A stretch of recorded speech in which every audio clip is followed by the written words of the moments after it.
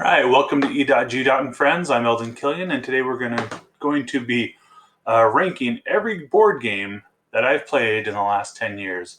This is the 8th video of a 10-video series, so we're starting to get to games that I enjoy quite a bit, and I've entitled this one, I Want to Play That. There are some games in here I've only played once or twice, but it's mostly because of lack of having someone who I can play it with, or not owning my own copy, or just not having the right game group, or I've only had the game for a short time. And so let's go ahead and get started. Number 198, Quicks. The last game on the last list, so number 199 was Quicks Big Points, which is like it's an expansion to this game that adds an extra row. I do like this game a little bit better, pared down, a little less complicated. Plays really well with family and friends in a short while. Anyway, pretty good rolling right. Quicks 198. 197 Whistle Stop. This is from Bezier Games, Scott Caputo. And this is a tile lane train game that has a nifty little trick where if you play it right, you can get some pretty awesome combos together. The only one little thing I'd say detract from this game is if you're playing with especially a larger player count, you can totally just block off somebody and really mess up their game if you're, being mean or whatever. And so it's not fun when that happens to you. But, but I think with two players, this game shines a lot. One, it's not really possible to do that. And two, it just it moves a little quicker that way, less downtime. Anyway, 197 Whistle Stop.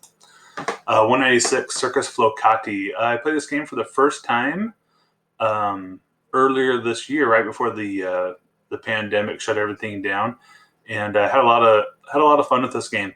It's a push your luck, so you're flipping over cards and then trying to create sets with the cards that you're gaining, and just a real good easy game.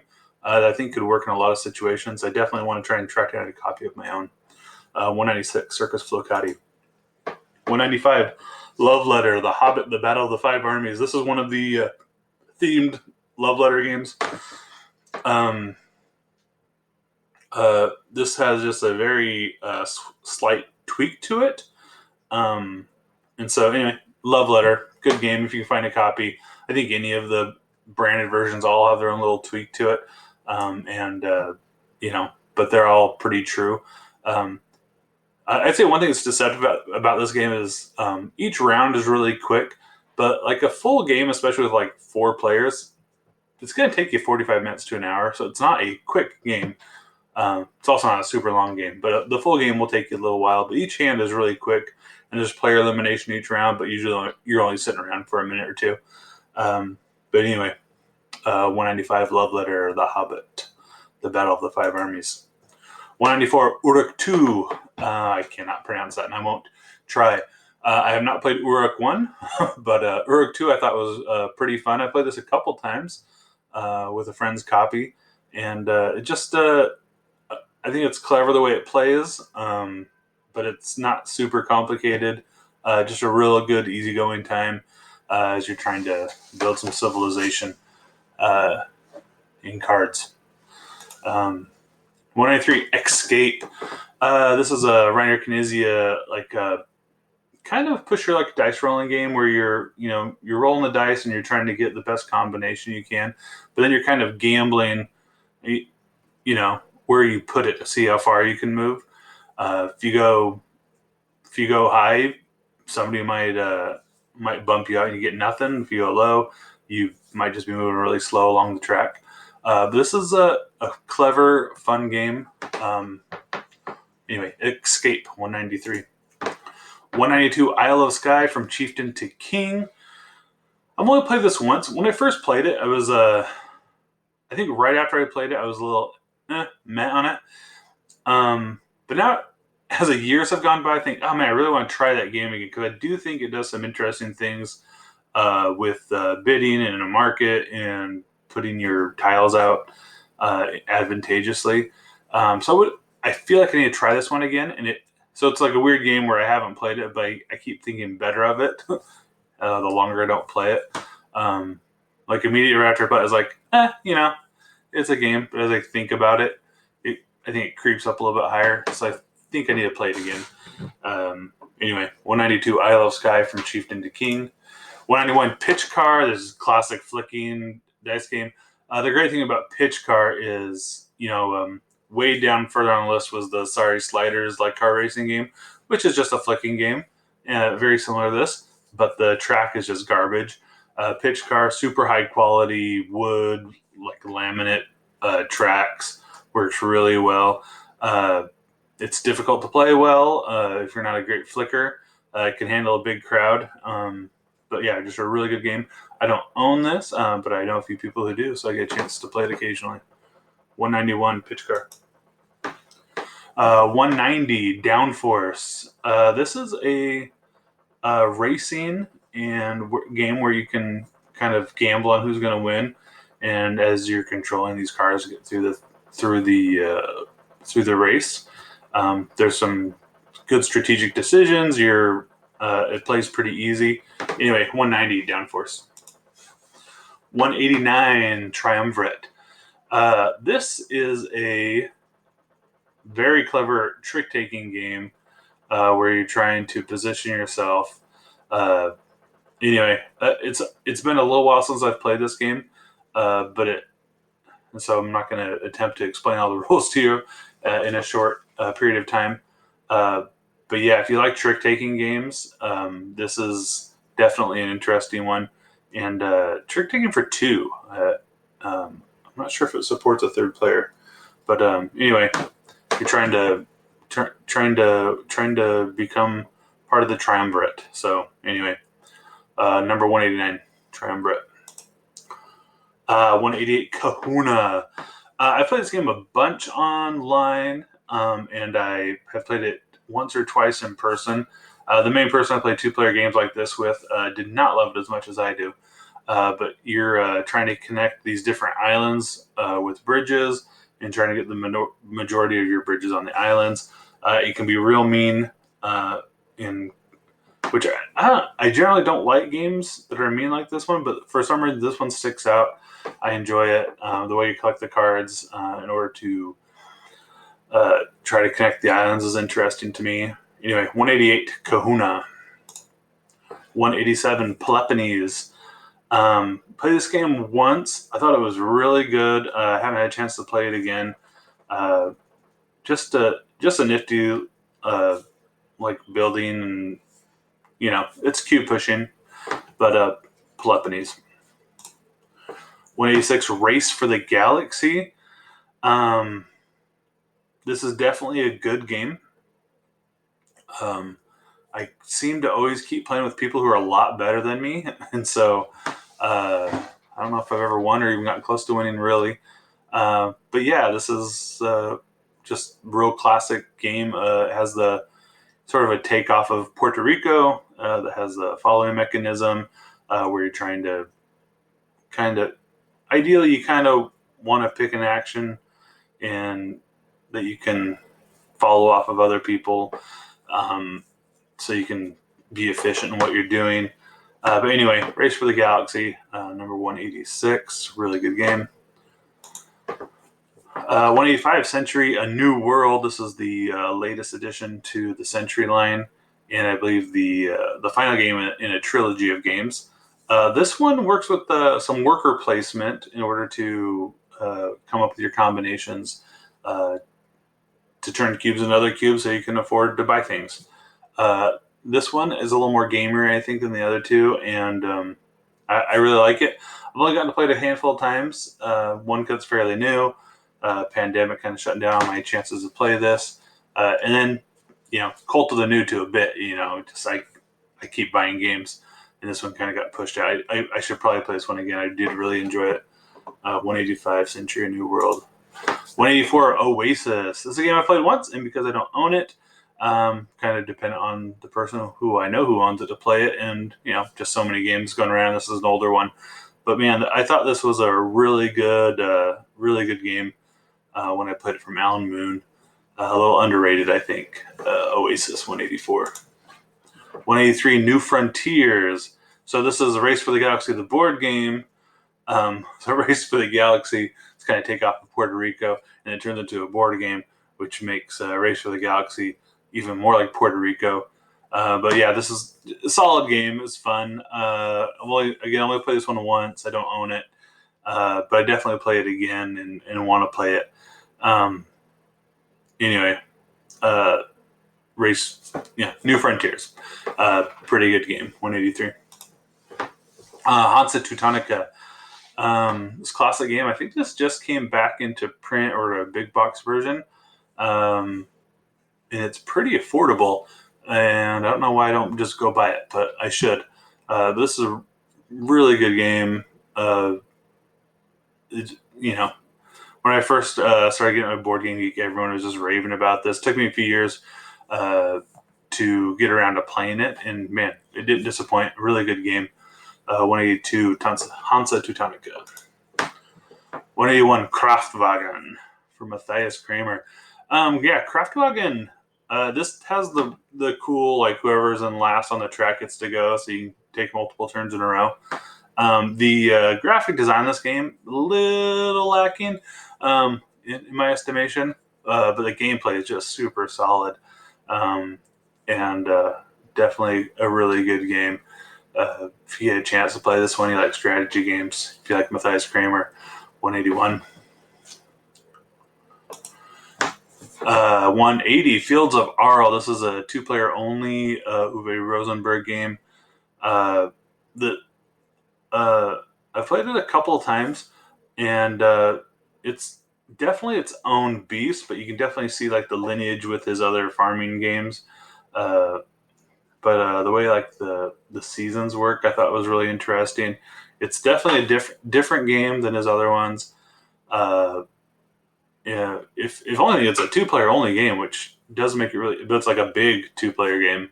It's not like a Cosmos 2-player game. It's a big 2-player game. It's an experience. Anyway, Fields of Arle, really good game. Number 180. 179 Kalis. Man, this game is juicy. This game can be mean. I've got an interesting story about that. But just a really good game. I need to get this one out more. Need to get it out played. I know there's a newer version out that tweaks it just a little bit. But yeah, the original, really good game. Number 179 Kalis. 178 The Princes of Florence. I don't know, just a really good game. It has some polyominoes in there where you're trying to build your little, it's not a village, it's like a manor, I guess, or something, trying to get things in the right, to help you score efficiently. Graphic design could probably use an update, but just a really, really good, solid game with bidding and some polyomino moving things around. But anyway, 178 The Princes of Florence. 177 Truffle Shuffle, newer game on the list from the makers of Point Salad, from the designers of Point Salad. And, that's what drew me in. I really like Point Salad. And so I heard about this game and I found a copy of it on my friendly local game store. And so I snatched it up. It definitely plays different. It's not as good as Point Salad, but a really cool drafting game and trying to score points by getting sets in different ways. Anyway, really, really solid game. Definitely recommend 177 Truffle Shuffle. 176 Nations. This is a big civilization building game. Only played this once, but it was really good. I know I broke a rule when I played it. Didn't feed my people correctly for a couple of rounds. Kind of tainted the score, but I think I lost anyway, so no harm, no foul. And anyway, this really solid civilization game, well regarded. Number 176 Nations. 175 New Angeles. Oh man, this game. This is the game where you kind of have your secret agenda for your winning condition, and so you're kind of working together, but you're trying to work together in where things come out to your favor. And definitely would play this game again in a heartbeat. I've only had the chance to play it once. It's a big, longer game. That's probably why it doesn't come out as often. But yeah, real good game. 175 New Angeles. 174 Level X. This is Schmidt Easy Play. One of my favorites. Played it a few times. I don't own a copy of it, but yeah, this is I like these dice rolling Schmidt easy play games where you're trying to move up, almost like in a can't stop type game. Anyway, Level X. If I'm not mistaken, I think this is one of the games that the BoardGamesTable.com people kickstarted in it's a pack of 10-minute games that should be fulfilling sometime soonish, I think. And I think they called it something else, but I think this was one of them, if I'm not mistaken. And here's another one, Step by Step from Easy Play. This one I've played a couple times as well, and kind of the same thing but different, where you're trying to move up on these tracks and score points. I don't know. These games are just really good. I enjoy them a lot. Step by Step. Number 172, Small World. Haven't played this one in a couple years, but every time I play it, it's just so... It's like a war game done right. I know the war gamers don't like that, but it doesn't take too long, as it definitely has some really good decision-making moments in there, and just a really good game. Small World. I love the joke on the box where it says it's a world. What does it say? I have it here. It turns laughter into slaughter, which I think is just a hilarious because they don't rhyme, but they're spelled very similar. Anyway, interesting, funny joke to me. Anyway, 172 Small World. 171 Roll Through the Ages, the Bronze Age. Iron Age was way lower on the list because I thought it took this game and made it too complicated. But this one, anyway, the Bronze Age, just a really good roll and write from Matt Leacock of Pandemic fame. You get these cool chunky wood dice. You have this wood tracker thing. So you're rolling them and you're trying to get the right resources to get more workers or use those workers to build things. Doesn't overstay its welcome. Real solid rolling game. Yeah. Anyway, 171 Roll Through the Ages, the Bronze Age. 170 Telestrations. This is another one of those games that definitely falls into the slot of if you're playing to win, you're playing the game wrong. But it's just fun. So this is the telephone game where you're writing things out. So you draw a picture, give it to your neighbor. Your neighbor tries to guess what the word was, and then they pass it on, and then somebody tries to draw what they thought that word was. And so it's funny to see how the game progresses as it goes around the table. And to illustrate the point that it's a game, if you're trying to win, you're playing it wrong. I once played this in a room with two sets of the game playing. One table was taking score, the other table was not. And the amount of laughter that was coming from the table that was not taking score definitely showed that they were having a better time than we were as we were trying to take a score. Because the scoring's there's some, you kind of have to make some judgment calls and stuff like that. And anyway, but it's a great activity. I play this with kids all the time, and everyone just always seems to have a good time. 170 Telestrations. 169 Royals. This is sort of a Ticket to Ride type game, but it's a area control game where you are trying to get control of these different countries in Europe. And anyway, it plays quick. It's interesting. The scoring plays out, and anyway, just a really good game. If you ever get a chance to play it, 169 Royals. Lancaster. This is a game I have not played nearly as much as I want to play it. I've played it once or twice. It's just a really good game. It's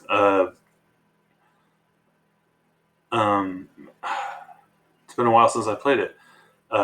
It's hard for me to describe, but you're just doing these actions where You can send people off on crusades. You can has this interesting like voting system where you're like voting for laws to make things, and you're using the power that you've accumulated to kind of get things in your favor. But anyway, 168 Lancaster, really good game. 167 Helvetia. This is, I believe this is Himalaya reimagined. Not that I've played Himalaya, but I think when I played this, I had looked into it, and that's what it was.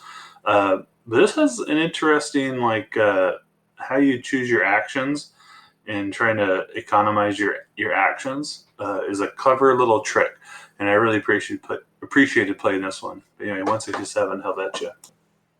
Number 166, Crown of Amara. This is an interesting game where you have two scoring tracks, and your score is the lowest of the two. And so you can't ignore one and just focus on the other one. So you're trying to kind of build up your population, and happiness is the other one. I can't remember. Anyway, so you're trying to get these two things up. But you're moving around these two simultaneous rondels to do these actions. And the way that you can plan out your actions is limited, and it's interesting. I think I'd like this game better with maybe a couple tweaks in there, but what those tweaks are, I don't know. Maybe I just think I'm smarter than the designer. But I do really enjoy it. Number 166, Crown of Amara. 165, Cat Lady. This is just a really good card drafting with a little twist where the cards are laid out in a grid, and you're kind of moving you can't take cards from where the cat token is, and so where you take cards moves the cat to the other token, and you're just trying to collect cats and make sure and there's some scoring for like costumes, and you got to feed the cat, so you have to have the right food to keep the cats around. Anyway, really, really slick game. Number 165, Cat Lady. Raw, the dice game. There's something about this dice game. It works really well. It's a lot like the other dice games. You roll the dice trying to get the right symbols and move them up and score in different ways. But this one does it really well. It doesn't overstay its welcome. Does a really good, solid game. Raw, the dice game. Abyss. This is a game super overproduced, beautiful artwork, everything to what boils down to pretty basic card game where you're just trying to get the right cards and drafting and get things. But really, really solid game. Doesn't overstay its welcome. But yeah, 163 Abyss, and the artwork's just amazing. 162 Micropolis. This is probably the highest ranked game I have that I have let go. I sent this to a friend of mine who was interested in it, and I really like this game. It's a really, really simple drafting game where you're getting these tiles and building an anthill and trying to score things. Played with a handful of different groups, and none of the people I played with liked it that much. And so, my friend said he was interested in it. I looked at it on my shelf. I was like, man, nobody I play it with seems to like it that much. So I sent it on to a home that maybe will appreciate it more.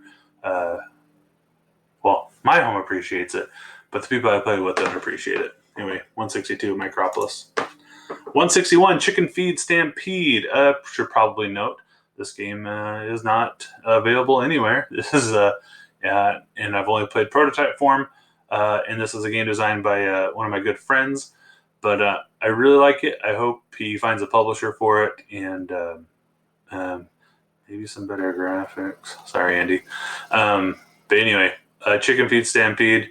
This is like a simultaneous action selection where you're trying to position your chickens to pick up food as they run across the pen. There's a fox that's moving around and trying to stop, where you can kind of control the fox to impede other people or And anyway, I do really like this game. I hope one day it finds a publisher. Anyway, 161 Chicken Feed Stampede. 160 La Havre. Uwe Rosenberg. I probably most people who like this game probably think I have it ranked too low. And it's a really solid game. I've just found that I'm not very good at it, and maybe I should play it some more and get better at it. But yeah, just really good. The way the actions are play out, how you make things work is real clever. Too clever for me, but really good, solid game from Uwe Rosenberg. La Havre number 160. 159 Targi. I need to get a copy of this. I played this online. I have more than I played it in person. I played it once or twice in person, and man, it's like one of those games. You're like, man, why couldn't I design this? It's not difficult, yet it's so clever in the way that you choose your actions and how you gain your resources and try to buy these cards and put them down.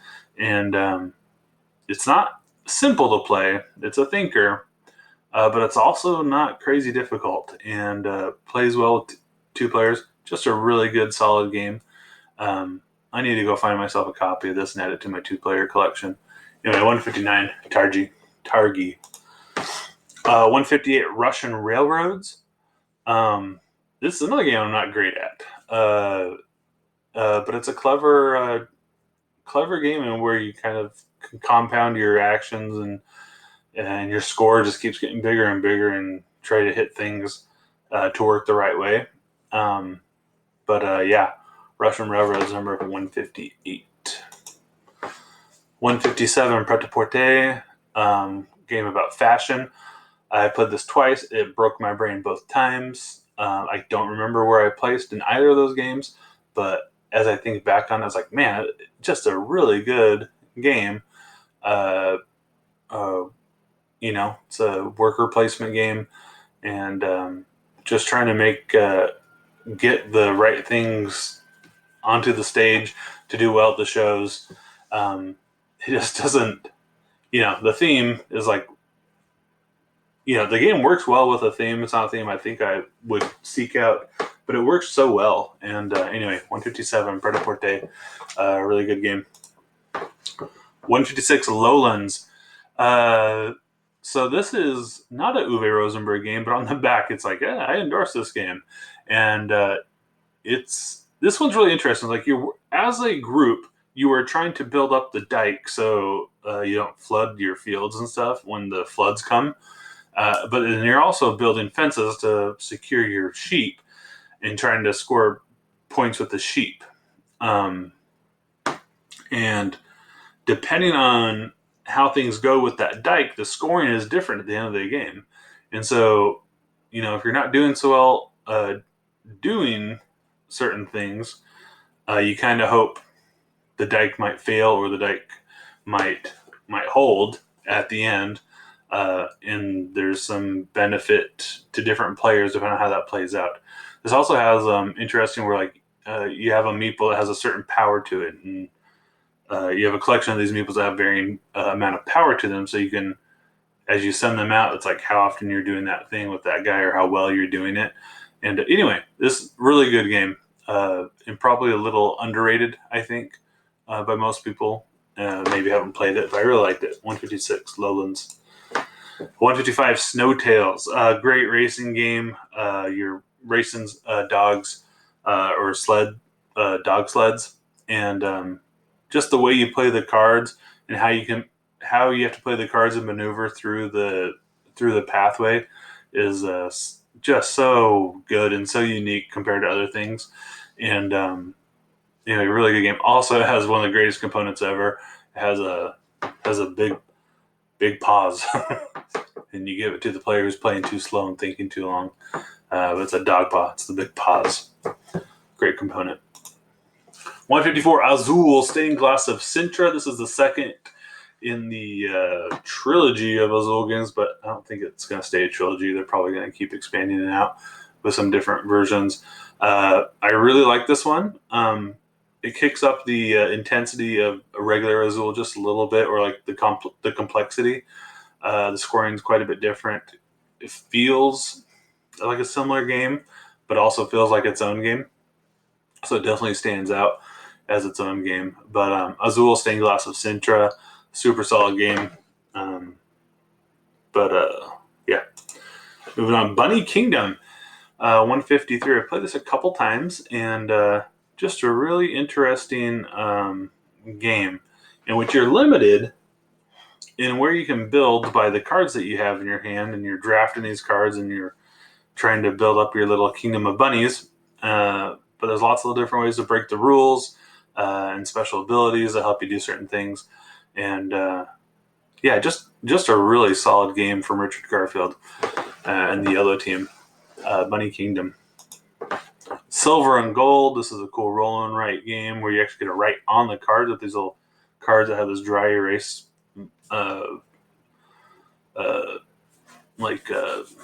text. Anyway, whatever, they're coded so you can draw right on the cards.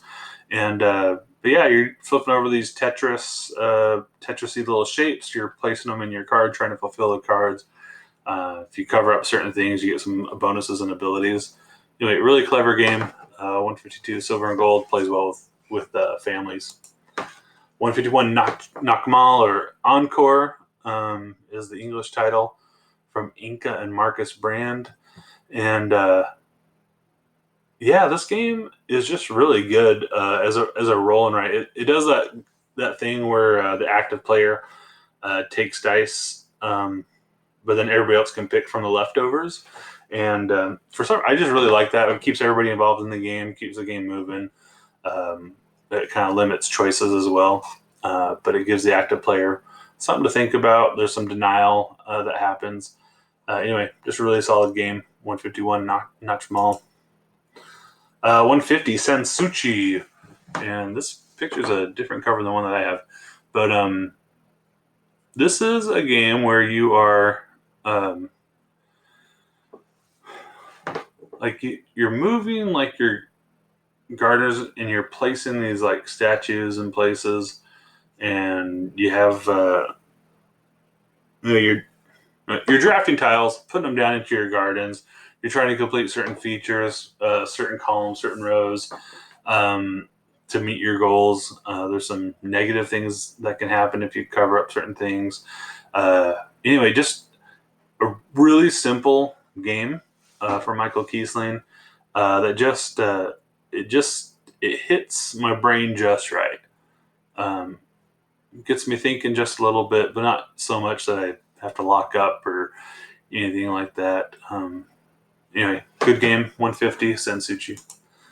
149 Bonanza, the bean trading game. I have thrifted this game multiple times, gifted it out to the copies that I found that because I only need one. But anyway, just this game works well with the crowd.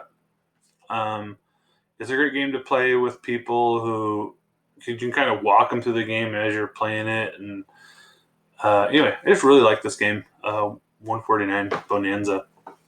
The math in it's really cool. Another in different beans you need more of to get more value out of them, but they're more common. And some beans, they're more valuable but harder to find. Anyway, 149 Bonanza. 148 Camel Up. And this game is a camel racing game in which you're trying to gamble on the camel to win. But the way that the camels stack up on each other, and then you create separation different ways, can alter the lead quite a bit. As the earlier you get your bet in on the right camel, the more you pay out. But the earlier you gamble, the crazier things can happen, and the later you gamble, the more of a sure thing it is. But you're also going to lose value as other people bet before you. Anyway, 148 Camel Up. 147 Myrmes. I played this game a couple times. It's all about ants and ant trails. Really clever, how the way you lay down your ant trails and trying to create these like areas that benefit you and not other people, and kind of build up your anthill. Anyway, really good game. Number 147, Mirmies. 146, High Society. Great bidding game where if you spend the most money, you lose automatically. And just that little wrinkle in the rule makes your decision making pretty awesome. And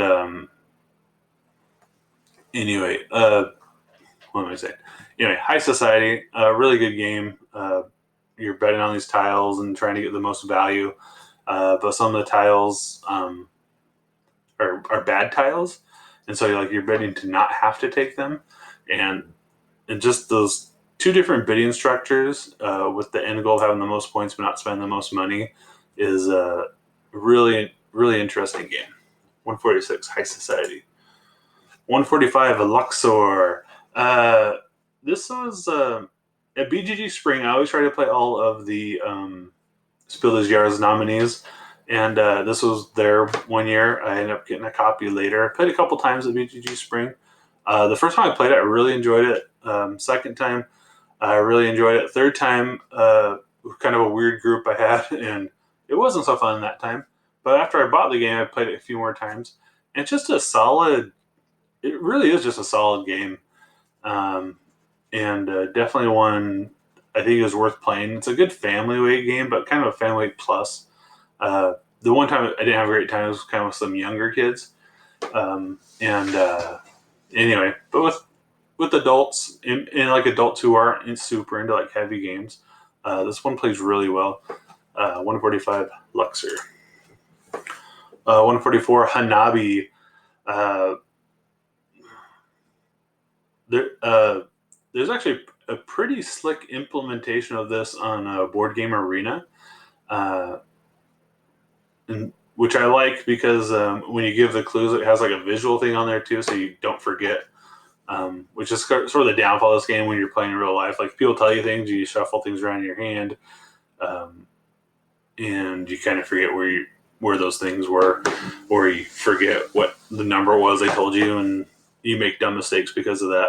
And so the online implementation kind of removes like that little memory aspect of it that can become annoying.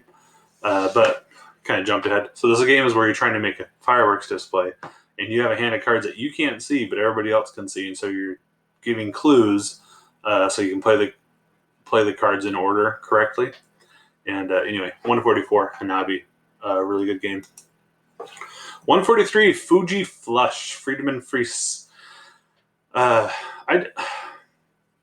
This just consistently gets to the table for me. I've played it a whole bunch of times with lots of different groups, and people always have fun. Even people who think, it's kind of a dumb game, because it is kind of a dumb game. But it's just fun. It's hard to discount fun, you know.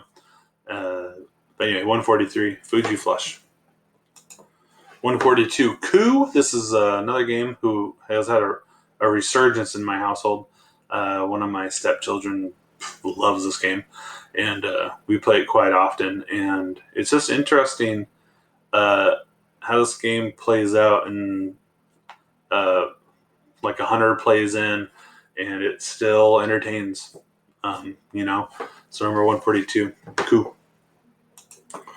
And 141, Sushi Go. Like I said earlier, Sushi Go Party gives you a bunch of options and changes the way you play the game.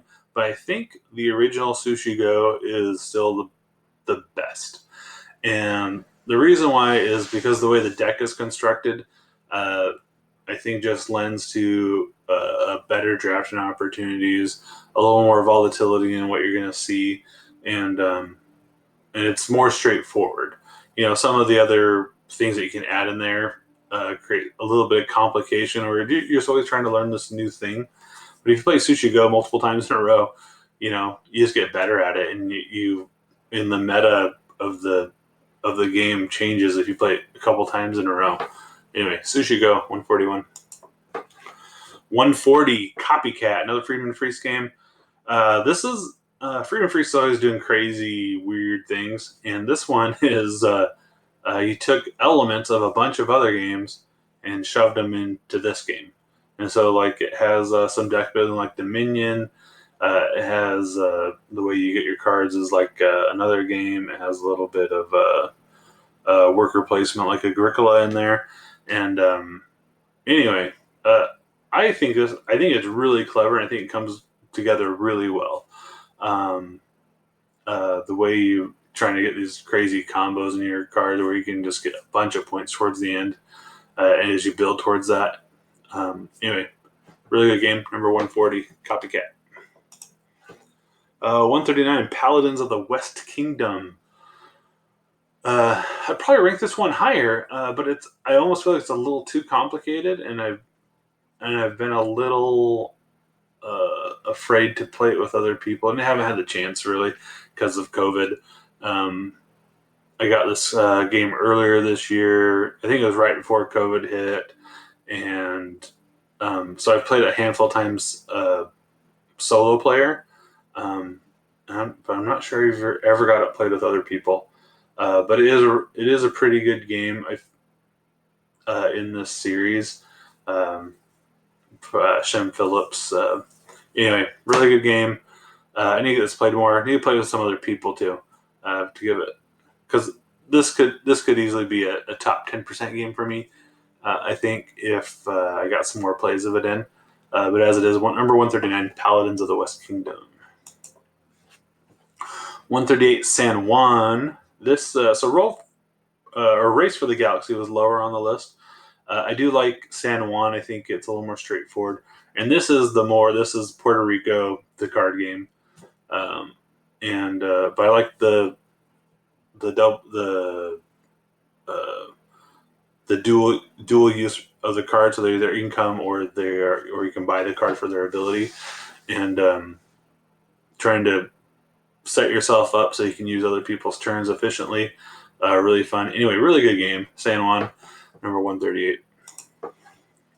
137, Alien Frontiers. This is roll your dice and place them on the board in different ways, and your dice can mean different things. And high dice are great on certain locations, and lower dice are better on other locations. And anyway, I think this game works really well. I think when you play with a full player count, and with some of the expansions, like you can kind of lock up your brain. So I prefer just the plain vanilla version. And the only other thing I'd probably say is a downfall of this game is the scoring is always really tight, and kind of comes down to maybe a little bit of luck in the end. But man, I have a lot of fun with this game. A really, really good game. Number 137, Alien Frontiers. Number 136, Discoveries, the Journals of Lewis and Clark. I really like Lewis and Clark, and this is sort of like a stripped down version, a little less complicated, but really fun dice rolling and dice allocation game where you're trying to make your way west and find the best path and discover the most lands, But yeah, really good game. Number 136, Discoveries, the Journals of Lewis and Clark. 135, Agricola, Uwe Rosenberg's massively popular worker placement game, does it so well. And there's some other games I like better, but this is just a really good one. I think it's showing its age a little bit. And I think some games have come that kind of replace this one, and so this one gets stocked a little bit. But man, just a really good game. It's worth playing for the experience. Number 135, Agricola. 134, Coloretto. So Zularetto was quite a ways away. And like I said when I talked about that one, Coloretto and Zularetto are actually very similar in the way that they play. And you think Zularetto is like the nicer board game version. It's better. Man, the simplicity and like the cards just work for what this game is. And it plays really quick, plays really, really good. It gives you like these little tense and like thinky moments, and like where you're gambling on something. There's highs and there's lows, and just really good card game. Colorado. It can play with a wide variety of people. Anyway, Colorado. 133 Carpe Diem, Stefan Feld. This game I really like. And for a Stefan Feld, I can play with a younger crowd. It's a little less complicated, but does things right. It has this tile lane aspect and some. What I really like in games is where you have choices, but those choices are limited, and you can affect the choices that other people have. And this game does that really well. Another thing I really like about it is every spot has, no matter what player count you're with, all of the tiles fill up in there. But with lower player counts, as soon as, like with 2 players, once 2 of the tiles are gone from the location, the other 2 go away. And so that choice was there. Like one thing that happens with another Steffenfeld game is Castles of Burgundy. It's like with less people, there's just less choice. There's tiles that don't even come out in the game. But in Carpe Diem, the tiles are there. You just have fewer opportunities to get them. And those tiles going away mimics other players taking them. Just, man, that little tweak to how you see those tiles, I think makes a lot of difference. Anyway, good game. Really good game. Number 133, Carpe Diem. And that's going to be my list for today. Where? I'm making a YouTube video, Bev.